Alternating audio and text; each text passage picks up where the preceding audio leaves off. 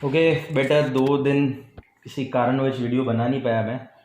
तो आज बेटा मैं रिवर्स चार्ज को पूरी तरह से डी एंड करूँगा। मतलब जो सर्विसेज अपन ने ऑलरेडी पढ़ ली उसके अलावा अब कौन कौन सी ऐसी सर्विसेज है जो रिवर्स चार्ज में है वो अपन डिस्कस करेंगे।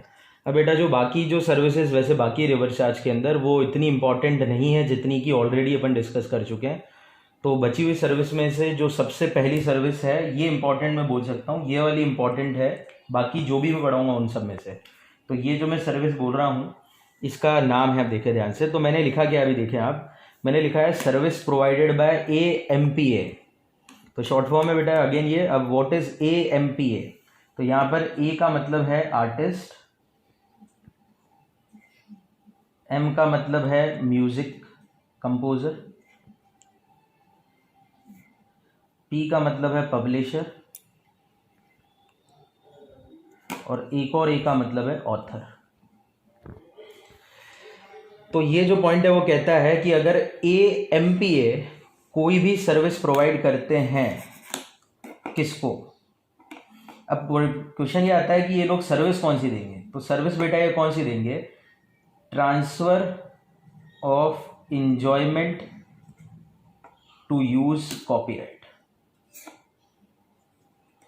तो बेटा अगर आपको पता दिखता हो तो ये सब लोग बड़े कलाकार हैं। जैसे कि एक ऑथर है, मैं ऑथर के हिसाब से बोलता हूँ, जैसे एक ऑथर है चेतन भगत साहब। चेतन भगत साहब ने कोई किताब लिख दी, अब उस किताब का उनके पास कॉपीराइट है। अब उस किताब के कंटेंट पे अगर किसी को किताब छापनी है तो फिर वो कॉपीराइट किसी को यूज़ करने के लिए देंगे। तो ये जो AMPA लोग हैं ये अपने कंटेंट का कॉपीराइट किसी को यूज़ करने के लिए देंगे। अब किसे यूज़ करने के लिए देंगे? तो ऑब्वियसली या तो ये यूज़ करने के लिए देंगे प्रोड्यूसर को, जैसे कोई फिल्म का प्रोड्यूसर हो सकता है, या म्यूज़िक कंपनी को। ये म्यूज़िक कंपोज़र है बेटा, तो म्यूज़िक कंपोज़र जैसे बादशाह, तो वो अपना गाना T सीरीज़ को दे दे कॉपीराइट, ठीक है ना। इसी तरह से या फिर हो सकता है पब्लिशर को, जैसे एग्जांपल के लिए ऑथर लोग पब्लिशर्स को देते हैं अपने राइट, तो ये आपका हो गया पब्लिशर। तो बस ये छोटा सा पॉइंट ये कहता है कि AMPA अगर कॉपीराइट एंजॉयमेंट की सेवा ट्रांसफ़र करते हैं किसी प्रोड्यूसर को, म्यूज़िक कंपनी को, पब्लिशर को, तो सप्लायर तो ये है, रिसिपेंट ये है, पर जो भी इस सेवा का GST बनेगा उस पर रिवर्स चार्ज लगेगा और GST रिसिपेंट्स को देना पड़ेगा। दैट इज इस पॉइंट के अंदर देखो तो प्रोड्यूसर को देना पड़ेगा या फिर किसी म्यूज़िक कंपनी को देना पड़ेगा या फिर पब्लिशर को देना पड़ेगा। तो ये आपका एक छोटा सा पॉइंट, इजी सा पॉइंट है। Service provided bye AMPA come under the reverse charge. चलिए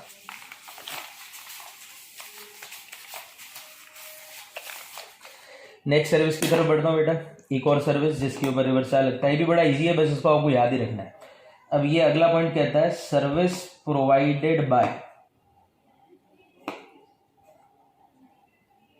ओवरसीइंग मैनेजिंग कमेटी। भाड़ में जाए बेटा, ये कमेटी क्या होती है क्या नहीं होती आपको कोई मतलब नहीं है, आपको तो केवल नाम ध्यान रखना है। OMC है सेवा देने वाला, और जिसको सेवा दे रहा है वो है RBI, reserve bank of India. तो ओवरसीइंग मैनेजिंग कमेटी अगर RBI को कोई भी सेवा देगी तो इस OMC के द्वारा दी गई सेवा पर रिवर्स चार्ज लगेगा और GST RBI को पे करना पड़ेगा। तो अगेन नो कॉन्सेप्ट रिक्वायर्ड, केवल आप नाम ध्यान रखो। Service provided by overseeing managing committee to RBI is covered under reverse charge mechanism and RBI is required to pay the GST। तो एक और रिवर्स चार्ज की सेवा खत्म। नेक्स्ट रिवर्स चार्ज पे चलते हैं। अगला रिवर्स चार्ज क्या है बेटा? अगला रिवर्स चार्ज में मैं 2 पॉइंट बताऊंगा आपको साथ साथ, और दोनों में कॉमन बात है। तो पहला मैं एक बार आपको बताता हूं। पहला पॉइंट है service provided by any person. अब मैं पर्सन के ऊपर ध्यान नहीं दे रहा, कोई भी दे मेरे को फर्क नहीं पड़ता, सेवा का नाम सुनना। Bye way of transfer of development rights, TDR का फुल फॉर्म आप प्लीज लिख लेना, ट्रांसफर ऑफ डेवलपमेंट राइट, मैं लिख नहीं रहा हूं TDR, और FSI फ्लोर स्पेस इंडेक्स, दोनों फुल फॉर्म आप प्लीज लिखना, ट्रांसफर ऑफ डेवलपमेंट राइट और floor space index to promoters for construction of projects. बस, तो ये जो सेवा है इसके ऊपर भी रिवर्स चार्ज लगाना है। अब ये पॉइंट बड़ा सीधा है, देखो बेटा, ये सेवा भी आपको ज्यादातर लोग देते हुए नहीं मिलेंगे। जैसे मैं आपको एक एग्जांपल के लिए बताता हूँ। जैसे मानते हैं कि मेरे पास 10 बीघा जमीन पड़ी कहीं पे। अब 10 बीघा जमीन पड़ी है, अच्छी पोस्ट एरिया में जमीन पड़ी है। अब क्या है कि उस जमीन के ऊपर कोई भी हाउसिंग प्रोजेक्ट यानी कि मकान बनाकर मैं बेच सकता हूँ, मतलब मल्टीज बना दूंगा, मकान कॉम्प्लेक्स बनाकर मैं आराम से बेच सकता हूँ, दुकानें बना के बेच सकता हूँ। पर उस जमीन को डेवलप करने के लिए मेरे पास कोई भी पैसा नहीं है। तो I have the property but I don't have money to develop that property. तो बेटा आजकल बड़े शहरों में या हर जगह पे क्या होता है कि जो ऑनर्स होते हैं ना बेटा, वो अपनी प्रॉपर्टी के डेवलपमेंट राइट प्रमोटर्स को दे देते हैं। मतलब क्या होगा, जमीन मेरी है, उसको डेवलप कोई और करेगा। तो मैंने अगर अपनी जमीन के डेवलपमेंट के राइट किसी और को दिए तो मैंने एक सेवा दे दी जिसका नाम है ट्रांसफर ऑफ डेवलपमेंट राइट। और किसको यह सेवा दी मैंने? प्रमोटर्स को। प्रमोटर कौन है? जो कि उसको डेवलप करेगा, प्रोजेक्ट को डेवलप करेगा, कंस्ट्रक्शन ऑफ प्रोजेक्ट का काम करेगा। तो जब मैं इस प्रकार की सेवा प्रमोटर को देता हूं तो जो भी सेवा का जीएसटी बनेगा उस पर रिवर्स आ लगेगा और लाइबल टू पे कौन हो जाएगा बेटा? प्रमोटर हो जाएगा। तो जिसको मैं सेवा दे रहा हूं वही इस प्रकार की सेवा का क्या भी देगा? जीएसटी। तो सेवा बड़ी यूनिक है। तो इस सेवा का नाम है service provided by any person by way of transfer of development right और floor space index to promoter for construction of the project. Same line पे बेटा एक और सेवा है, सब कुछ सेम रख रहा हूं, बस सेवा का नाम बदल रहा हूं। अब देखना, दूसरी सेवा मैंने कि नेक्स्ट चालू कर दी मैंने, सब कुछ सेम रख रहा हूं। Service provided by any person by way of long term lease of land, सब कुछ सेम है। अभी मैं क्या कर रहा था कि प्रमोटर को प्रोजेक्ट को डेवलप करने के लिए टीडीआर ट्रांसफर कर रहा था पहले वाले पॉइंट में। यहां पे मैं क्या कर रहा हूं? अपनी लैंड को लीज पे दे रहा हूं।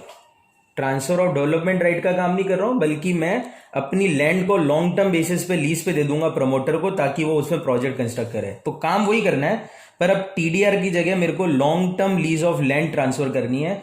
लॉन्ग टर्म मतलब क्या होता है बेटा? ऐसी लीज जो कि 30 साल या उससे ज्यादा समय की, ये ध्यान रखना आपको। बस 30 ईयर और मोर समय के लिए जब मैं long term lease of land करता हूं, ऑब्वियसली इसके लिए मेरे को प्रीमियम मिलेगा, जो भी पैसे कंसिडरेशन तो मिलने ही वाला है। तो इस प्रकार की सेवा जब मैं देता हूं तो अगेन इस सेवा के ऊपर जो भी जीएसटी बनेगा अगेन उस पर रिवर्स आ लगेगा और जीएसटी प्रमोटर को ही पे करना पड़ेगा। तो ये दोनों सेवाएं प्रमोटर से रिलेटेड हो गई है। तो एक में मैंने क्या ट्रांसफर करा था? ट्रांसफर ऑफ डेवलपमेंट राइट या फ्लोर स्पेस इंडेक्स करा था, और दूसरे में मैंने long term lease of land दिया है। आपको केवल कीवर्ड्स पे ध्यान रखना है और ये पॉइंट आपको ध्यान रखना है, रिवर्स चार्ज के ऊपर लागू एक और सेवा। चलिए नेक्स्ट पे चलिए। नेक्स्ट सेवा बड़ी सीधी है, एक और सेवा लिखता हूं आपके लिए। सर्विस प्रोवाइडेड बाय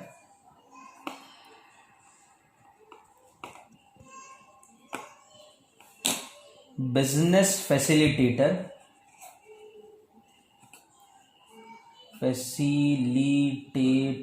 स्पेलिंग का चक्कर है ही हमेशा, टू बैंकिंग कंपनीज। बस खत्म हो गई बेटा। तो बड़ी सीधी सी सेवा है ये। बैंकिंग जो बैंक्स होते हैं बेटा, उनको बिजनेस गांव में कराने के लिए या जगह जगह फैलाने के लिए कुछ लोग मदद करते हैं। वो लोग जो बैंक को मदद करते हैं उनका बिजनेस एक्सपांशन करने में, उनको बिजनेस के वर्ल्ड में बिजनेस फैसिलिटेटर्स कहा जाता है। वापस से इस प्रकार के लोग हमको दिखते कम है, पर ऐसे लोग होते हैं। तो बस ये पॉइंट कहता है कि बिजनेस फैसिलिटेटर अगर कोई सी भी सेवा देता है बैंकिंग कंपनी को, तो उस सेवा के ऊपर रिवर्स चार्ज लग जाएगा और जो भी बिजनेस फैसिलिटेटर की सेवा होगी उसका जीएसटी बैंकिंग कंपनी को पे करना पड़ेगा। बेटा 3-4 लेक्चर से मैं लगातार बस एक ही चीज कह रहा हूं, रिवर्स चार्ज में आपको केवल ये फोकस करना है सप्लायर कौन है, सर्विस कौन सी है, रिसिपिएंट कौन है। और जब भी वो कॉन्सेप्ट सारे पूरे फिलअप होते हैं आपके लॉजिक के साथ, तो जीएसटी तो बेटा हर बार रिसिपिएंट को देना है, क्योंकि रिवर्स चार्ज है तो रिसिपिएंट ही लायबल टू पे है। तो भले मैं नहीं भी बोलता तो भी हमको यहाँ पे दिख रहा है कि सप्लायर तो ये रहा, बैंकिंग कंपनी रिसिपिएंट है, तो ऑब्वियसली जीएसटी बैंकिंग कंपनी को देना है, क्योंकि रिवर्स चार्ज की सेवा पढ़ रहे हैं अपन। ठीक है, तो ये एक और सेवा जिस पर रिवर्स चार्ज लगता है। एक और इसी के ऊपर बढ़ते हैं, एक और छोटी सी रिवर्स चार्ज की सेवा, वो क्या है? Service provided by agent of business correspondent.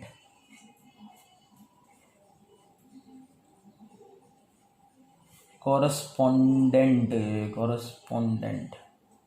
बेटा कीवर्ड पे ध्यान देते रहना। मैं नोट्स आपके सारे बनवाए मैंने, तो नोट्स को लगातार लैंग्वेज के साथ याद रखना।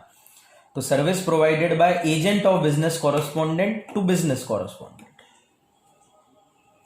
ठीक है, छोटा सा एग्जांपल है।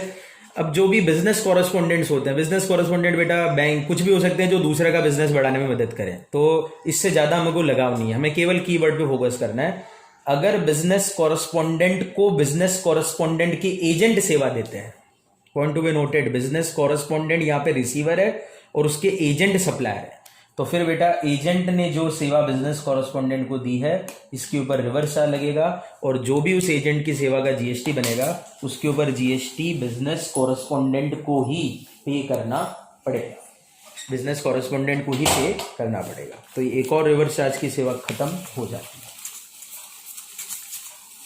चलिए बेटा नेक्स्ट पे चलते हैं। अब कौन आता है, अब ये थोड़ा सा इंपॉर्टेंट हो सकता है, यानी कि थोड़ा सा इसमें कॉन्सेप्ट है, तो आप थोड़ा ध्यान देना इस सेवा पे। अब ये अगली सेवा कहती है सर्विस प्रोवाइडेड बाय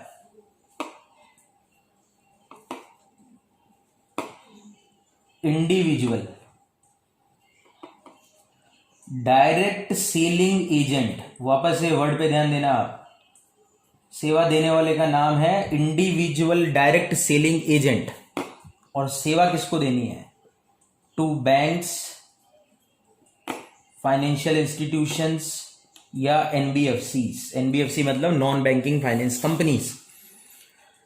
तो इस सेवा के ऊपर जीएसटी रिसिपेंट को देना होगा। ऑब्वियसली यहां पे आपको क्लियर दिख रहा है कि सप्लायर का नाम है इंडिविजुअल डायरेक्ट सेलिंग एजेंट और रिसिपेंट का नाम है बैंक, फाइनेंशियल इंस्टीट्यूशन और एनबीएफसी। तो रिवर्स चार्ज इनके ऊपर लगेगा और जीएसटी इन्हें पे करना पड़ेगा। बस एक छोटा सा ट्विस्ट है इसके अंदर, ये जो इंडिविजुअल डायरेक्ट सेलिंग एजेंट है इसमें बॉडी कॉर्पोरेट कॉमा फर्म, चाहे सिंपल फर्म हो या एलएलपी फर्म हो, ये कवर नहीं होंगे।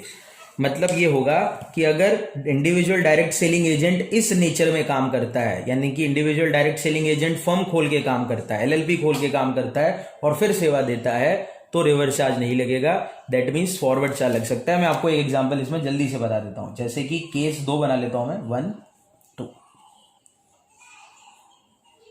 Individual direct selling agent, recipient, charge,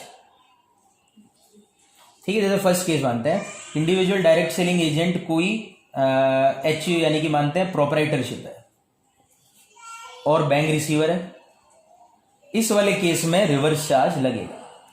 और अगर सेकंड केस मानते हैं कोई इंडिविजुअल डायरेक्ट सेलिंग एजेंट कोई फर्म है, रिसिपेंट बैंक भले ही हो, सब कुछ सेम चल रहा है, इंडिविजुअल डायरेक्ट सेलिंग एजेंट ने बैंक को सेवा दी है, पर नेचर क्या हो गया बेटा फर्म, यहाँ पे रिवर्स चार्ज नहीं लगेगा, फॉरवर्ड चार्ज लगेगा। Reverse charge is not applicable, क्योंकि मैंने अभी आपके सामने लिखा बॉडी कॉर्पोरेट फर्म और एलएलपी पे लागू नहीं होगा ये, ठीक है। तो ये आपके सामने एक और सेवा होगी इंडिविजुअल डायरेक्ट सेलिंग एजेंट की सेवा। और बेटा चलते चलते आ गए हम हमारी लास्ट सर्विस के ऊपर। That last service is security service.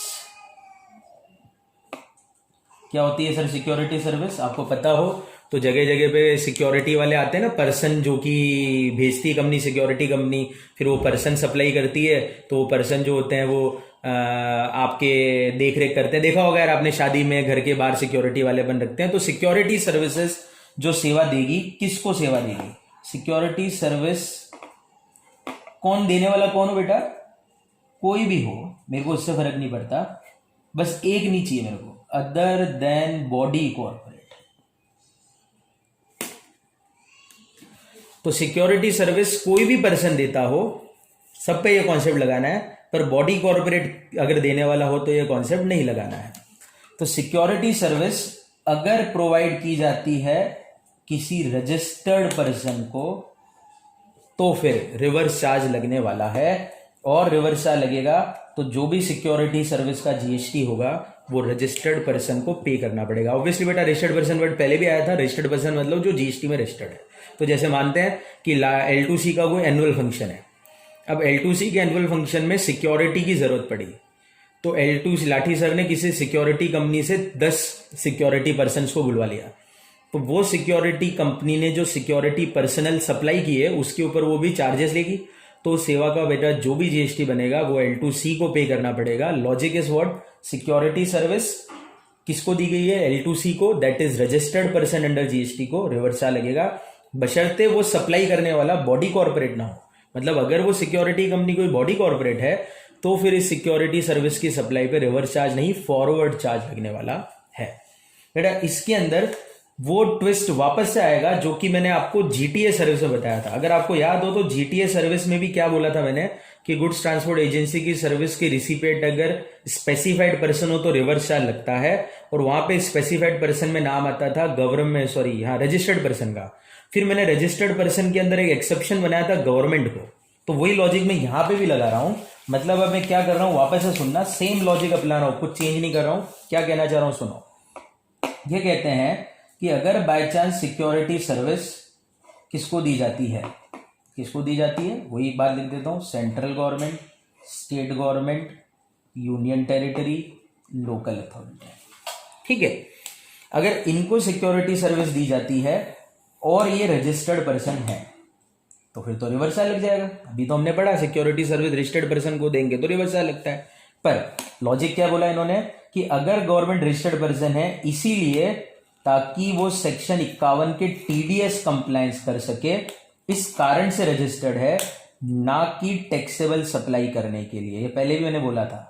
तो अगर गवर्नमेंट रजिस्टर्ड है, गवर्नमेंट को सेवा दी गई है, पर रजिस्ट्रेशन का रीजन ये है क्योंकि 51 के तहत टीडीएस काटना जरूरी हो रहा था, ना कि टैक्सेबल सप्लाई करनी थी। यानी कि टैक्सेबल सप्लाई करना रीजन नहीं होना चाहिए। अगर टैक्सेबल सप्लाई करने के कारण गवर्नमेंट रजिस्ट्रेशन कराएगी तब कोई दिक्कत नहीं है। सेम जीटीए लॉजिक है, मैंने कुछ भी चेंज नहीं करा है। तो अगर जीटीए आपको अच्छी तरह से समझ में आया है तो फिर ये लॉजिक इजी है, आपको ये ध्यान रखना है। फिर ये पॉइंट यानी कि रिवर्स चार्ज वाला एप्लीकेबल नहीं होगा। और इसी तरह से बेटा इसका एक एक्सेप्शन तो ये बना दिया मैंने, मतलब अभी वाली सेवा का एक एक्सेप्शन तो ये हो गया। और दूसरा एक्सेप्शन बेटा एक और है, ये कहते हैं कि अगर रजिस्टर्ड पर्सन कंपोजिशन स्कीम में रजिस्टर्ड है जीएसटी, अब ये स्कीम क्या होती है आपको लेटर ऑन समझ में आ जाएगा, तो भी रिवर्स चार्ज लागू नहीं करना है। तो दो केस में रिसिपेंट भले ही रजिस्टर्ड है, आपको ये सिक्योरिटी वाला रिवर्स चार्ज नहीं लगाना। पहला गवर्नमेंट, और दूसरा है इसका अगर रजिस्टर्ड पर्सन कंपोजिशन स्कीम का रजिस्टर्ड पर्सन है। इसको कंक्लूड करने के लिए मैं एक एग्जांपल दे देता हूं ताकि आपको क्लियर हो जाए कि क्या कहना चाह रहा हूं। तो लेट्स स्टार्ट है एग्जांपल अगेन। तो अगेन चलते हैं, केस वाइज समझने की कोशिश करते हैं, कब लगेगा और कब नहीं लगेगा। केस बनाते हैं। सर्विस का नाम तो बेटा सिक्योरिटी सर्विस ही है, तो मैं सप्लायर कौन है सेवा का उसका नाम लिखूंगा, रिसिपिएंट, टैक्सेबल किसके हाथों में होगी, और लॉजिक। तो चालू करते हैं। फर्स्ट सर्विस, तो सबसे पहले सिक्योरिटी, तो सेवा बेटा सिक्योरिटी है, सप्लायर के नाम पे ध्यान देना पड़ेगा। तो सिक्योरिटी सर्विस प्रोवाइड करने वाले हैं मिस्टर एक्स, रिसिपिएंट है एक फर्म जो कि रजिस्टर्ड है, टैक्सेबल किसके हाथों में होगी, जवाब है फर्म के हाथों में, लॉजिक क्या है, रिवर्स चार्ज लग जाएगा। Second, supplier again mister x है, रिसिपिएंट फर्म है पर ये अनरजिस्टर्ड है। अब जवाब बेटा क्या होने वाला है, टैक्सेबिलिटी आएगी मिस्टर एक्स के हाथों में और फॉरवर्ड चार्ज लगेगा। क्यों, लॉजिक क्या है, रिवर्स चार्ज क्यों नहीं लगा सर, क्योंकि रिसिपिएंट रजिस्टर्ड नहीं है। थर्ड पे चलता है, मिस्टर एक्स सप्लाई कर रहे हैं, रिसिपिएंट गवर्नमेंट है, रजिस्टर्ड है, पर इसलिए रजिस्टर्ड है ताकि 51 का टीडीएस काट सके। अगेन जवाब है रिवर्स चार्ज नहीं लगेगा और अगेन मिस्टर एक्स ही देंगे। क्यों सर, रजिस्टर्ड को दे रहे हो तो रिवर्स लगाओ। बेटा इसलिए क्योंकि गवर्नमेंट रजिस्टर्ड है 51 के कारण, सप्लाई करने के लिए नहीं। इसी को आगे बढ़ाता हूं, सेम को आगे बढ़ाता हूं, जैसे कि ये है गवर्नमेंट को दिया, रजिस्टर्ड है पर इसलिए रजिस्टर्ड है ताकि सप्लाईज कर सके। अब जवाब आता है रिवर्स चार्ज लगेगा और गवर्नमेंट को जीएसटी पे करना पड़ेगा। और लास्ट लफड़ा आपके सामने डालता हूं, ये बड़ा इंटरेस्टिंग लफड़ा है। सप्लायर का नाम है एक्स लिमिटेड, रिसिपेंट है एक्स वाई लिमिटेड, एक रजिस्टर्ड पर्सन है। अब यहां पे आपको सोचना चाहिए, मैं 2 मिनट रुक रहा हूँ, 1 मिनट के लिए। क्या जवाब लगता है आपको, क्या होना चाहिए? मैं आपको बताता हूँ, यहाँ पे जवाब होगा एक्स लिमिटेड को ही जीएसटी पे करना है, फॉरवर्ड चार्ज लगेगा। क्यों सर, रिसिपेंट रजिस्टर्ड है तो क्यों आपने रिवर्स चार्ज नहीं लगाया? बेटा क्योंकि अगर आप देखोगे तो सप्लायर एक बॉडी कॉर्पोरेट है, और अभी मैंने कहा था कि कोई भी सप्लाई करे, पर अगर बॉडी कॉर्पोरेट सप्लाई करता है तो रिवर्स चार्ज नहीं लगता, फॉरवर्ड चार्ज लगता है। तो मेरे ख्याल से ये सर्विस को मैंने आपको समझा दिया है। तो बेटा आप जितनी भी सेवाएं हैं रिवर्स चार्ज वाली, इस नोटिफिकेशन 13/2017 के अकॉर्डिंग वो सारी मैंने आपको बता दी है। यानी कि जितनी ये सेवाएं बनती है उनके ऊपर रिवर्स चार्ज लगेगा और बाकी सभी सेवाओं के ऊपर फॉरवर्ड चार्ज लगेगा। तो मैं कभी भी नहीं बताऊंगा फॉरवर्ड चार्ज किन सेवाओं पे लगेगा। आपको आज पता लग गया है कौन कौन सी स्पेसिफाइड सर्विसेज पर रिवर्स चार्ज से टैक्सेबिलिटी आती है। तो पूरी तरह से दी एंड है वो टैक्सेबिलिटी। आप आराम से पढ़ो, एनालाइज करो। Thank you very much. और एक काम और करना प्लीज, किसी के पास अगर सारे नोट्स कंप्लीट हो तो उसको पीडीएफ में कन्वर्ट करके ग्रुप में भेज दें। मेरे को जरूरत है उस नोट्स को आगे मेरे को किसी को देना है। तो आज तक जो भी मैंने पढ़ा है अगर उसके नोट्स कंप्लीट हो तो उसे पीडीएफ फॉर्म में कन्वर्ट करके ग्रुप में सेंड कर दें। पीडीएफ फॉर्म में कन्वर्ट करना नहीं आता है तो यूट्यूब में देख लेना, आपको समझ में आ जाएगा। प्लीज ये कोई कर दे तो बहुत बहुत धन्यवाद उसका होगा। Thank you very much.